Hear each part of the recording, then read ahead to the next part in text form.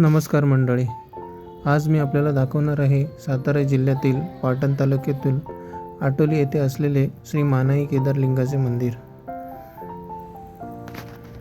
हे मंदिर घाटमाथ्यावरती वसलेले आहे।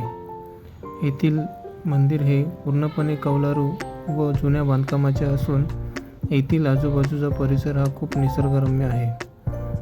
श्री मानाई आणि श्री केदारलिंग या दोन्ही देवता ह्या शेळके परिवाराच्या कुलदेवता आहेत। येथील मानकरी हे दगडूशेठ शेळके आहेत।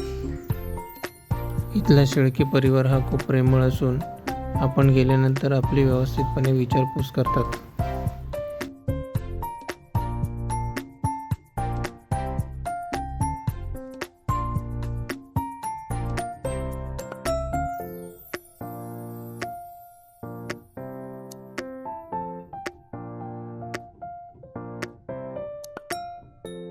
आपल्याला जर इथे जायचं असल्यास आपण ST बसेस किंवा वैयक्तिक वाहन करून सुद्धा जाऊ शकता। वैयक्तिक वाहन करणे सोयीस्कर राहील, कारण की हे जे मंदिर आहे ते मुख्य ठिकाण म्हणजे पाटण बस स्थानकापासून जेमतेम 25 ते 30 किलोमीटर आतमध्ये असल्यामुळे वैयक्तिक वाहन नेणे सोयीस्कर असेल। तसेच मानाई मंदिर आणि केदारलिंगाचे मंदिर जे मुख्य मंदिर आहे हे 6 ते 8 किलोमीटर दूर असून तुम्हाला वैयक्तिक वाहन नेणेच सोयीस्कर ठरेल।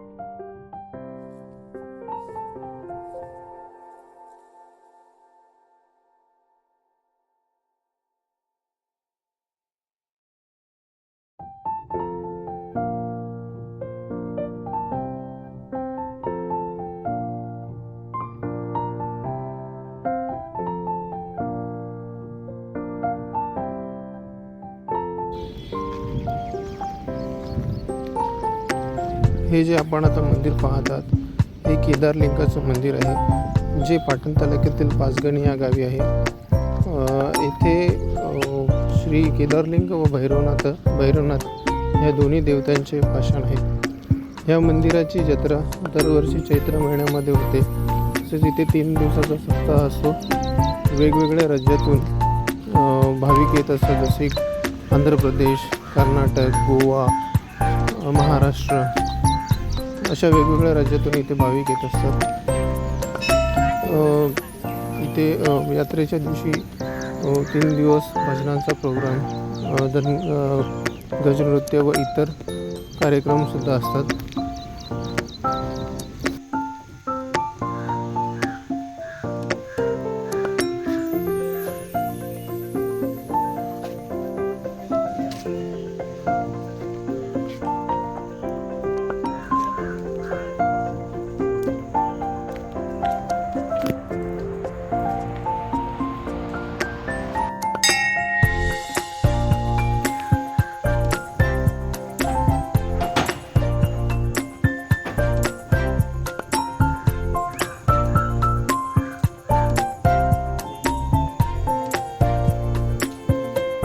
आपण जे आता पाहत आहात ते श्री भैरवनाथाचं पाषाण आहे उजव्या बाजूचं, आणि हे जे डाव्या बाजूला आहे हे श्री केदारलिंगाचं पाषाण आहे। तसेच या मंदिराच्या सभोवताली इतर जे देव असतात आपले, त्याप्रमाणे त्यांचेही पाषाण ठेवलेले आहेत।